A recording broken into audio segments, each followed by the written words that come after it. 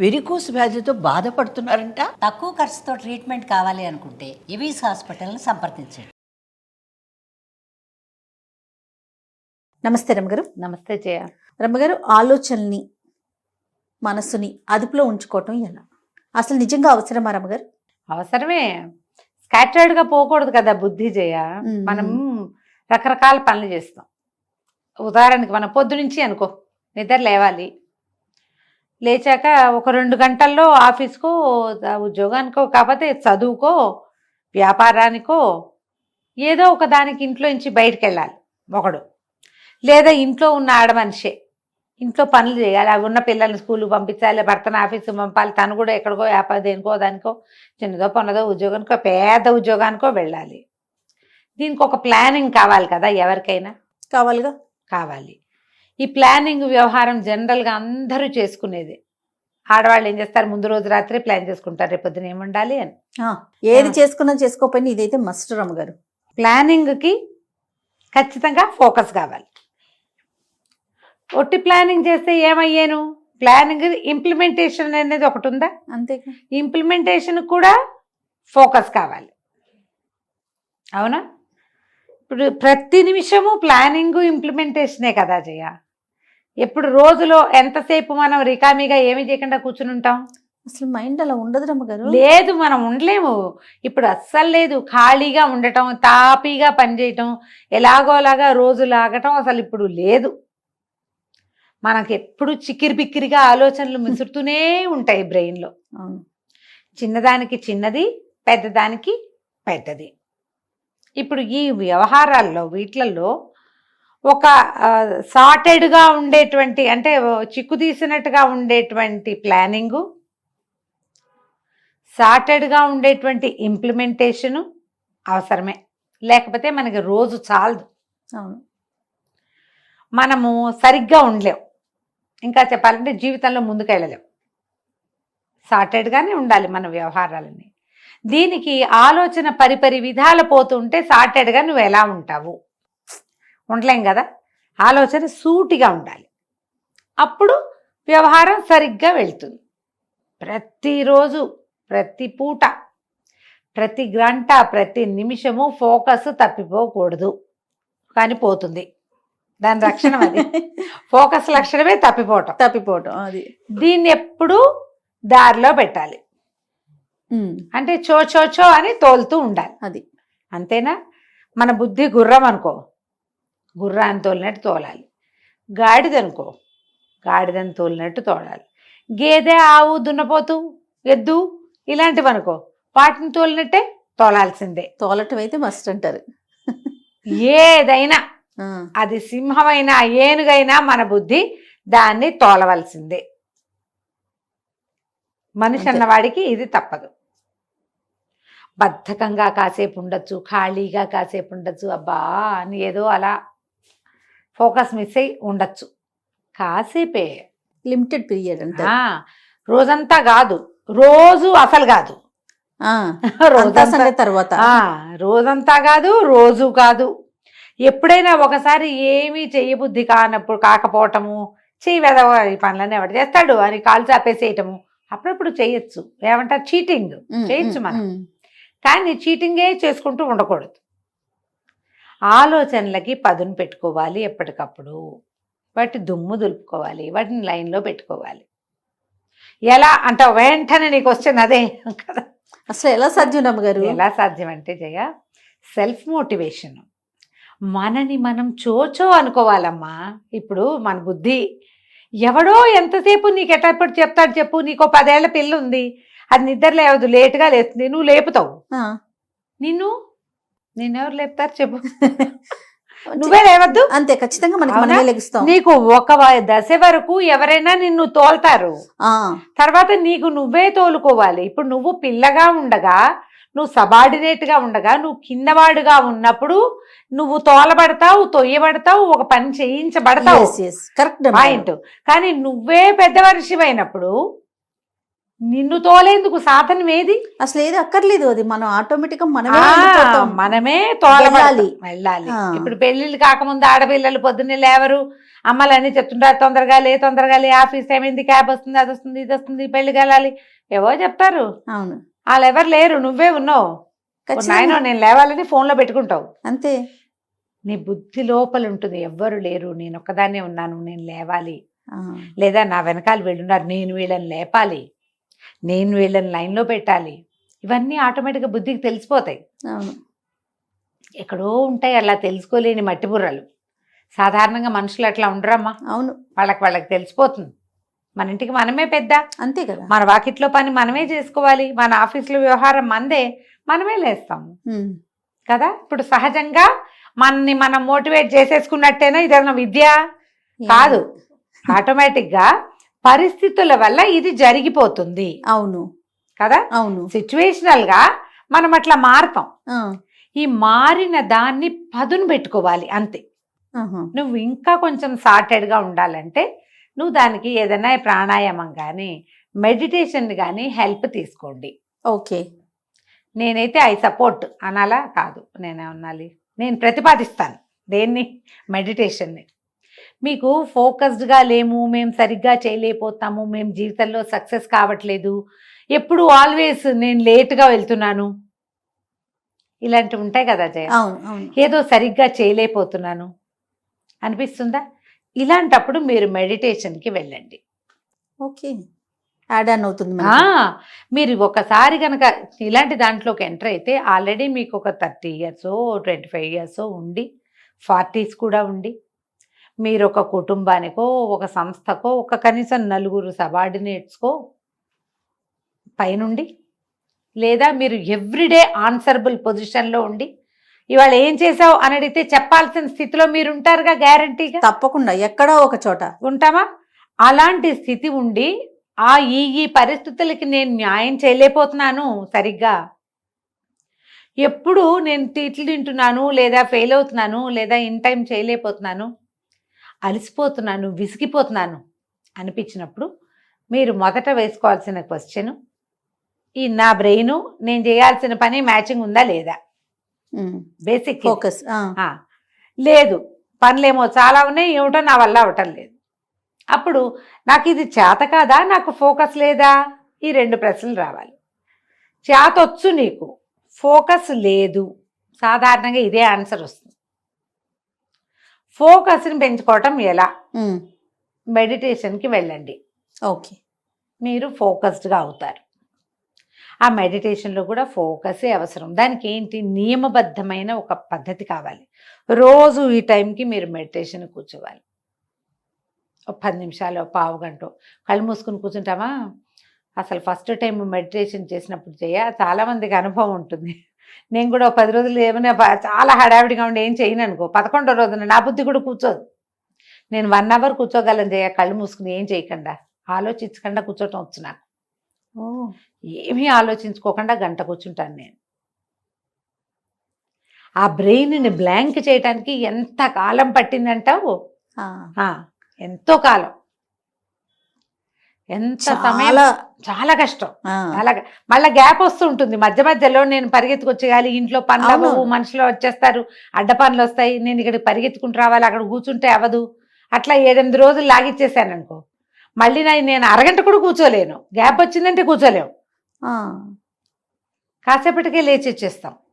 అసలు అట్లా బ్లాంక్గా ఎలా ఉంటుంది రమ్మగారు? అది వస్తుంది, ప్రాక్టీస్. అది ఏం ఆలోచన రాదు, ఏం లేదు, ఒకటే ప్రశాంతత తప్పిస్తే రెండోది లేదు. దేవుణ్ణి స్మరించుకోవటం, మంత్రం అసలు ఏముండదు, ఏమీ లేవు, ఖాళీగా ఉంటాం. ఈ ఖాళీగా ఉండడానికి మీరు 1 నిమిషం ట్రై చేయండి, గంటలాగా అనిపిస్తుంది. అవునండి, కళ్ళు మూసుకుంటే నాకు గాబరా అయిపోయి అందరు పరిగెత్తేస్తున్నట్టు, ఏమిటో అయిపోతున్నట్టు, మనకే కాదు, నాకు కాదు, అందరికీ అలాగే అనిపిస్తుంది. మన చుట్టూతా ప్రపంచం అంతా పారిపోతున్నట్టు, మనమేమిటో ఇక్కడే బతుకుపోయినట్టు, అలాంటి భావాలు వస్తాయి, మొదట్లో వస్తాయి. మీరు ఇంతంతొద్దు, నేను గంట అని చెప్తున్నా మీకు. ఖాళీగా ఉంటే కూర్చుంటా గంట సేపు, మీరు అంతసేపు కూర్చోవద్దు, 10 నిమిషాలు కూర్చోండి చాలు. 10 నిమిషాల్లో మీకు 100 ఆలోచనలు వస్తాయి, ఏం పర్వాలా. 100 ఇంకెక్కువే వస్తాయి గారు, ఏం పర్వాలా. కదలకుండా కూర్చోండి, కనీసం లేవద్దు. ఓకే. స్లోగా మీ బ్రెయిన్ ఈ ఖాళీదనానికి అనుభవించడం నేర్చుకుంటుంది, చాలా స్లోగా. నేనేం చెప్పటం లేదు, ఏది చెప్పను, మంత్రం లేదు, తంత్రం లేదు, నథింగ్ డూయింగ్. పాతవి ఒక 3-4 మెడిటేషన్స్ చెప్పాయి. నేను ఒక ప్లాన్ తోటి ఇది నేర్చుకున్నాను జయ, చెప్తా. అది కూడా చాలా కాలం అయింది చెప్పి, ఇప్పటికి మధ్య కాలంలో చెప్పాల. స్టార్టింగ్ లో మనం బీ పాజిటివ్ చేశాను చూడు, అప్పుడు చెప్పా. ఇప్పుడు మళ్ళీ చెప్తాను అదే సంగతి. ఇప్పుడు ఇక్కడ కూర్చున్నాం, మీరు ఒక చోట కూర్చున్నారు, ఏదో ఫెయిల్ అవుతాం, సరిగ్గా లేము అలా అనిపిస్తుంది. కళ్ళు మూసుకోండి ఒకసారి. నేను మాట్లాడుతున్నప్పుడే మీరు కళ్ళు మూసుకొని ఆలోచించు. నువ్వు కళ్ళు మూసుకో మొదట, నేను చెప్తాను విషయం. ఈ చిన్నప్పుడు నీకు ఒక 6-7 సంవత్సరాలు ఉన్నప్పుడు నువ్వు స్కూల్కి వెళ్ళే రోజులు గుర్తున్నాయా నీకు? ఉన్నాయి కదా. ఒకరోజు స్కూల్కి వెళ్తున్నప్పటి నువ్వు ఏమేం చేసి ఉంటావో, వన్ డే ఏదైనా పర్టికులర్గా నీకు ఇంట్రెస్టింగ్గా ఉన్నదో, నీకు గుర్తున్నదో ఒకటి గుర్తు చేసుకుని నీతో నువ్వు నడవటం మొదలుపెట్టు చాలు. నువ్వు వెళ్ళు స్కూల్లోకి, ఎవరో కనపడ్డారు వాళ్ళతో మాట్లాడతావు, ఏదో నచ్చింది స్కూల్లో క్లాస్లో ఏదో అయింది, నీవు ఫస్ట్ ర్యాంక్ వచ్చింది, లేదా నీకే మార్కులు బాగా వచ్చినాయి, నిన్ను వెరీ గుడ్ అంది టీచర్. ఒక సంతోషకరమైన ఒక సిచ్యువేషన్, ఓ 10 నిమిషాలు పడుతుంది తాపీగా ఆలోచించడానికి, మెమరీ మళ్ళీ రీకలెక్ట్ చేసుకోవడానికి. అట్లా ముందుకెళ్ళి ఆ సంతోషాన్ని అనుభవించి కళ్ళు తెరు, అంతే.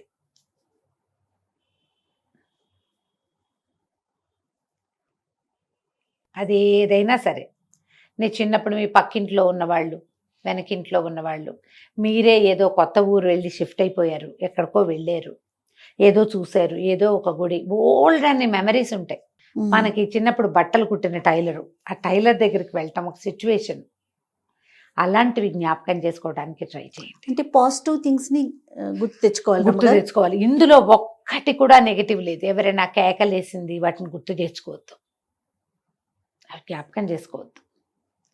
పరమ సంతోషకరమైంది. నేను నా ఫేవరెట్ థింగ్స్ కొన్ని నేను వియర్డ్గా ఉంటాయి, నీకు చెప్తూనే ఉంటాను, నీకు నవ్వొస్తుంది. నాకు బొంతలు కుట్టడం చాలా ఇష్టం జయ, నీకెంత నవ్వొస్తుంది. క్విల్టింగ్ అంటారు, ఎక్కడా వినుండవు నువ్వు కదా. మా అక్క ఇప్పటికంటే ఏముంది, ఖాళీగా ఉంటే ఏదో ఒకటి కుట్టుకుంటావు. నాకు జాకెట్లు, బ్లౌజులు కుట్టడము, డ్రెస్సులు కుట్టడం ఓకే రమ్మ గారు కాదు, నాకు పిచ్చిగా ఇష్టంగా ఉండే పని.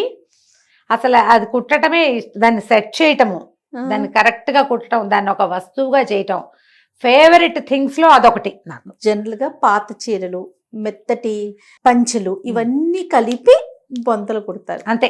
అది ఇష్టం రమ్మ గారు మీకు? కొంతమందికి అచ్చంగాయలు ఆడడం ఇష్టం ఉండదు, మామూలు గుంటలు ఆడడం ఇష్టం ఉండదా? ఉంటుంది. నిజంగా ఫేవరెట్ థింగ్స్ కొన్ని ఉంటాయి జయ.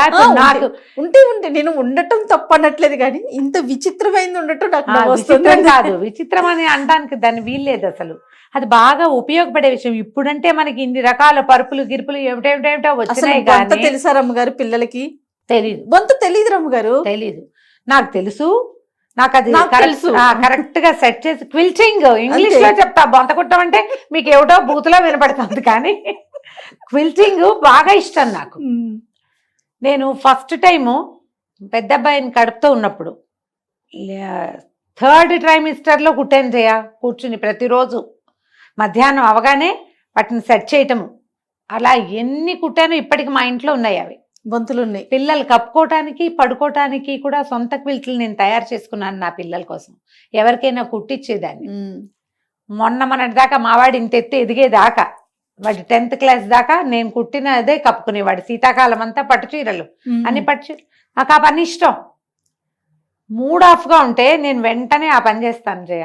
సూపర్ రమ్మగారు, నిజంగా. అసలు మొన్నటి దాకా ఒక 6-7 ఏళ్ల క్రితం దాకా ఎవరో ఒకళ్ళ పిల్లల కోసం గిఫ్ట్లు కూడా చేసి పారేసేదాన్ని. ఈ 6-7 సంవత్సరాల నుంచి చేయలే. అసలు ఈ మధ్య పిల్లలే తక్కువగా ఉన్నారు, చంటి పిల్లలు పెద్దగా లేరు. అదేలే.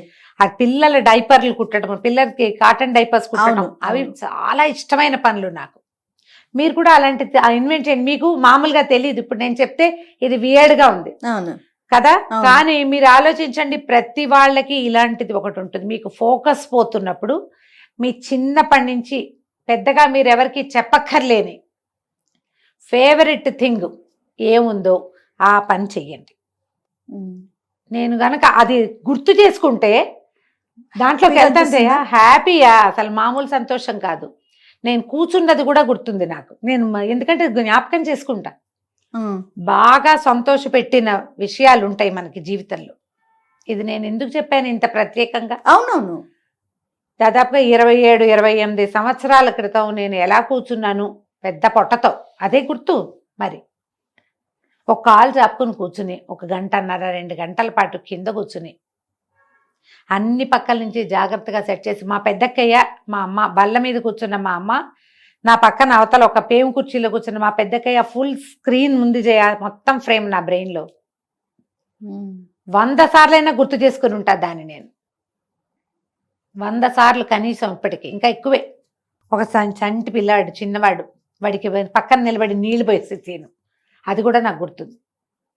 నాకు 5-6 ఏళ్ల వయసు అప్పుడు మా 4వ కొడుకు పుట్టాడు. చిన్న చెంబుతో నేను ఫస్ట్ టైం వాడికి నీళ్లు పోసింది అసలు ఎప్పటికీ బ్రెయిన్లో నుంచి పోదు అది నాకు. ఎంత పెద్దవాడు అయిపోయాడు, వాడికి కూడా పెద్ద పెద్ద పిల్లలు ఉన్నారు. అవునవును, కొన్ని ఇన్సిడెంట్స్ కదా అట్లా ఎంతమంది పిల్లలకి నీళ్లు పోసానో. నాకు దుఃఖము కష్టము వస్తే నేను అలా పాతవి తలుచుకుంటాను.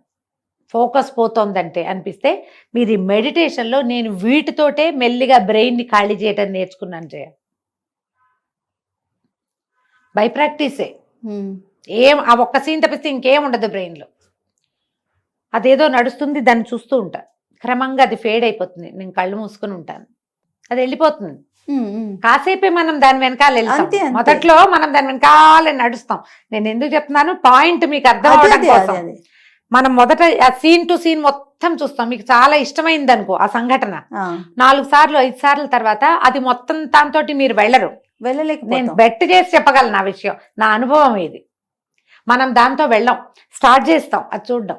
1 నిమిషం అయ్యాక అది ఆగిపోతుంది అక్కడే. మన బ్రెయిన్ బ్లాంక్ గా అవుతుంది, అవ్వాలి. అప్పుడు అది ఫోకస్డ్ గా, అది ఫోకస్ కోసం ట్రై చేయటం ఆటోమేటిక్ గా ఆగకుండా మళ్ళీ ఇంకొక విషయం మీదకి వెళ్ళింది అనుకోండి, వెళ్ళనివ్వకూడదు. అందుకని మనం ఒక్క సీనే తీసుకోవాలి. అవును, పాత స్నేహితులను తలుచుకోవడం, మీకు విసుగ్గా ఉన్నా భయంగా ఉన్నా దీన్ని వాడుకోవచ్చు. నాకు మీరు బొంత కుట్టడం అనే విషయం నవ్వొచ్చిన విషయం అయితే, కానీ అది ఎంత రిలాక్సేషన్ కదా. అవును, ఆ రోజున మీరు ఎలా కూర్చున్నారో కూడా మీరు గుర్తు చేసుకుంటున్నారంటే అది ఎంత బ్రెయిన్ లో ఉండిపోయింది. బహుశా అమ్మ ఉండటం వల్ల. అమ్మ మా పెద్దక్కయ్య గారి ఇల్లు మొత్తం పేమ్ కుర్చీలు, ఆ కుర్చీల్లో వేసిన కుషన్స్ తో సహా కనపడతాయి. అక్కయ్య కూర్చోటము, ఒక పెద్ద ఇనప కత్తెర, ఇంత పెద్ద కత్తెర. మా అక్కయ్యకి అప్పటికే బ్యాక్ పెయిన్, గట్టిగా టకటక కత్తిరిచ్చేది కాదు. ఎక్కువసేపు కత్తెర హ్యాండిల్ చేస్తే బ్యాక్ పెయిన్ వచ్చేది. అందుకని కత్తెరలు హ్యాండిల్ చేసేవాళ్ళం మేమే.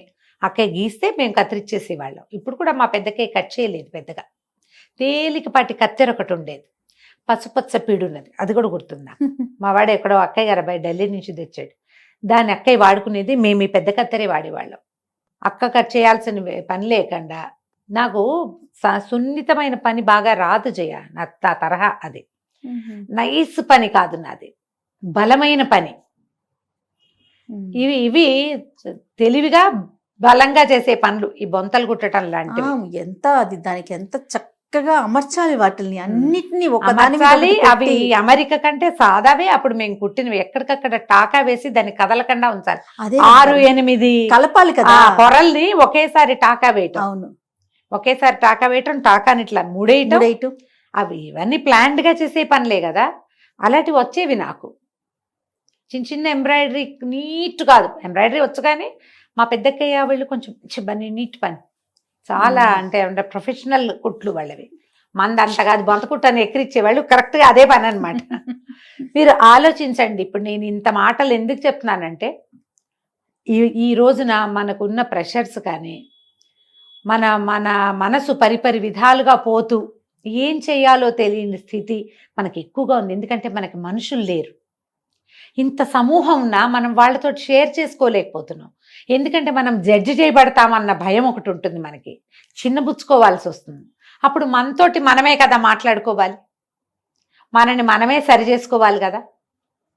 దానికి ఇవి మార్గాలుగా ఉంటాయి. ఇది నా సొంత ఐడియా జయ, నా ఓన్ ప్లానింగే. బ్రెయిన్ ఖాళీ చేయటం నేను నేర్చుకున్నాను అట్లా. ఎంత అద్భుతమైన ఐడియా రమ్మగారు. బాధలు కష్టాలు ఎవరికి ఉండవు జయ, అందరికీ అన్నీ ఉంటాయి కదా. ఇప్పుడు మన పెద్ద కుటుంబంలో ఉన్న మీది చిన్న కుటుంబం అయినా ఎక్కడైనా తప్పవు కదా బాధలు, ఇబ్బందులు, చికాకులు, ఏం చేయాలో తెలియని స్థితి. వాటిలలో నుంచి అయితే అనారోగ్యాలు, చతకాంతనాలు, ఏదో సరిపెట్టుకోలేనితనము, ఇవన్నీ వస్తాయి మనకు. మనుషులం కదా మనం, అంతే కదా. ఇవే వస్తాయి. వీటన్నిటికీ తోడు రమ్మగారు ఆర్థిక సమస్యలు, అదొక పెద్ద ప్రాబ్లం. అసలు అన్నిటికీ మూల కారణం అది అనిపిస్తుంది. అది అనిపిస్తుంది. అది కూడా దాని తర్వాత ఆరోగ్య సమస్య. ఆరోగ్య సమస్యలు. వీటిలో నుంచి బయటపడడానికి అంటే దీనికి మనం రెడీగా ఉండడానికి ఇది ఉపయోగపడుతుంది. అంతే. మీరు ప్లాన్డ్ మెడిటేషన్ బోల్డ్ అని రకరకాలనే వాటిలోకి వెళ్ళండి, లేదా నేను చెప్పిన ఈ ప్లాన్ ట్రై చేసి డెఫినెట్ గా చాలా హాయిగా ఉంటుంది. బెస్ట్ థింగ్ అన్నమాట. ఓకే, నేను మాత్రం పర్సనల్ గా చాలా ఇంప్రెస్ అయ్యాను రమ్మగారు. డామ్ షూర్ గా నేను ట్రై చేస్తాను. అది ఎంతసేపు ఉండగలుగుతానో చెప్తాను మీకు. అదే రైట్ రమ్మగారు, నమస్తే. నమస్తే జయ.